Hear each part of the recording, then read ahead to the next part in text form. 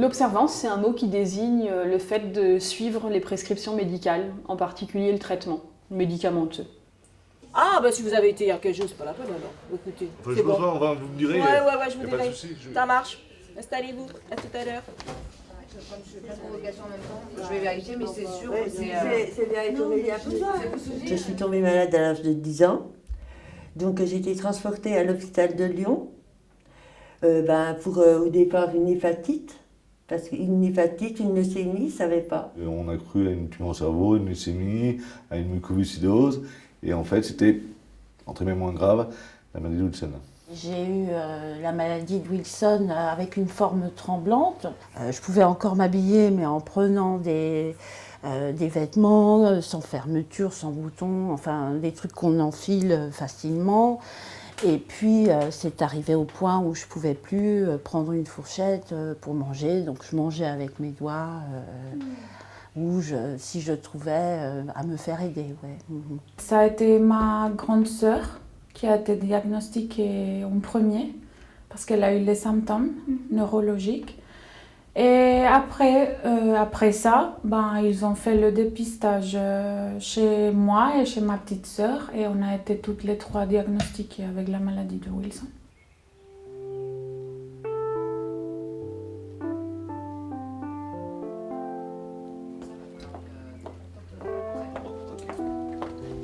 Voilà, c'est là.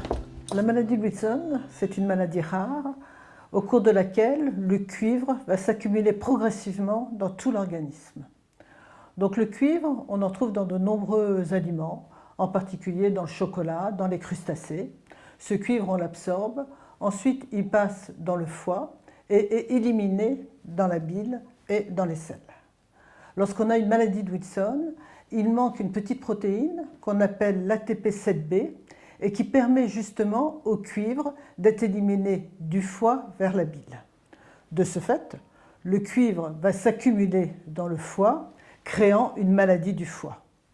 Si on n'intervient pas suffisamment tôt pour faire le diagnostic et pour traiter, le cuivre va ensuite quitter le foie et aller dans d'autres organes comme l'œil, entraînant ce qu'on appelle l'anneau de Kayser-Fleischer, ou dans le cerveau, entraînant ensuite une maladie neurologique.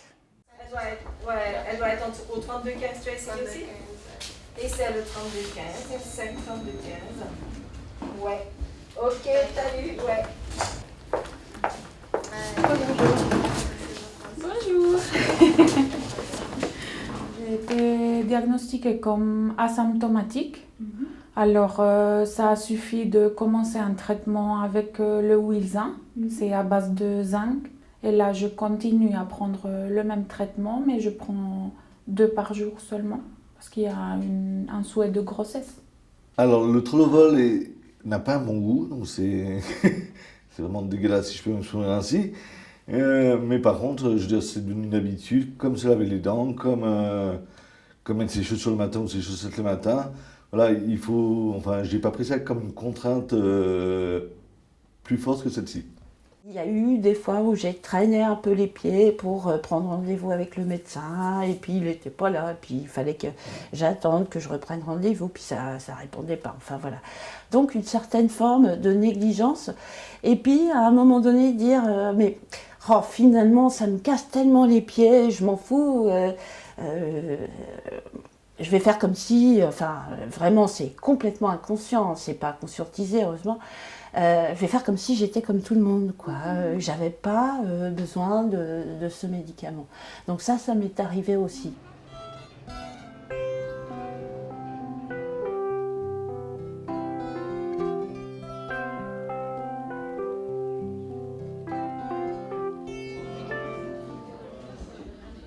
Parfois, même quand on est atteint d'une maladie rare comme la maladie de Wilson, il y a des difficultés d'observance, des interruptions de traitement. Alors pourquoi? C'est une grande question à laquelle on réfléchit depuis un moment. Ce que nous montrent les rencontres avec les patients, c'est qu'il y a autant de raisons que de patients et que derrière des difficultés d'observance, il y a des situations très différentes les unes des autres. J'ai commencé à être traitée sous Trolovol. Ça m'entraînait pas mal d'effets secondaires, je perdais mes cheveux, j'étais toujours fatiguée, j'avais des plaquettes très basses. Du coup, ils m'ont basculée sous Triantine Et à l'époque, la tréantine que je prenais se mettait au frigo. Donc c'était un peu compliqué pour moi, vu que j'étais infirmière, de prendre toujours à heure fixe, de devoir sortir du frigo, tout ça. Donc j'ai oublié très souvent. Et puis après, j'ai tellement oublié souvent que je l'ai arrêté. Dans les maladies rares, c'est exceptionnel qu'on dispose de traitements efficaces. Dans la maladie de Wilson, on a la chance d'avoir des traitements particulièrement efficaces si on les prend à vie.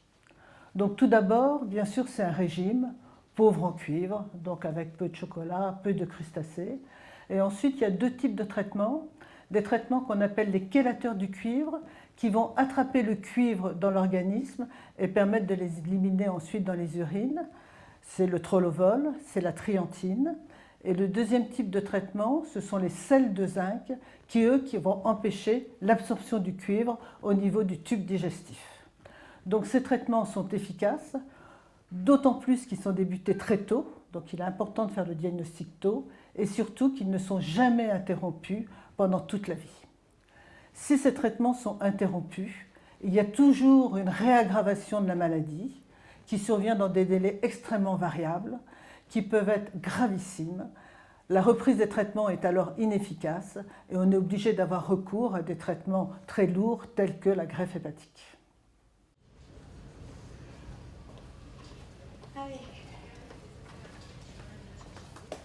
Le soir, pour ne pas oublier, je mets sonner mon téléphone portable, ce qui me permet à 7 heures d'aller le prendre.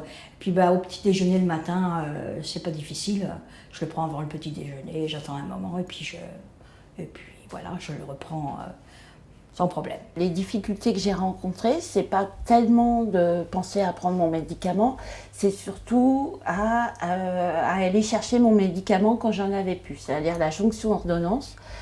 Donc je travaillais en 2-8, c'est-à-dire une fois le matin, une fois l'après-midi. Donc pour la prise des médicaments, c'était pas facile. Donc les médicaments ont été pris quand j'y pensais, une fois sur deux, jamais à la même heure. Des fois je pensais les avoir pris et je ne les avais pas pris. Et d'hépatique, la maladie s'est transformée en neurologique. Voilà. Donc j'ai eu les deux formes. Ma maman elle m'a répété tout le temps, prends ton traitement, tu sais comment ça s'est passé la première fois, ça risque de revenir, tout ça. Et puis elle avait réussi à me traîner, parce que c'était le mot, à une association de patients, où on avait rencontré le docteur Voiman, qui fait partie du centre de référence. Et Madame Voiman m'avait dit qu'il fallait que je prenne mon traitement parce que les récidives arrivaient très vite, très tôt, et que la récidive était inévitable si je ne me soignais pas. Alors c'est rentré d'une oreille, puis c'est sorti par d'autres, et puis finalement, j'ai effectivement fait une récidive au bout de 7 années, mais une récidive qui a été très très violente pour moi. Moi j'ai eu tremblement d'une main un mois, ensuite c'était les deux mains, et ensuite de jour en jour, je voyais diminuer jusqu'à ne plus pouvoir rien faire toute seule.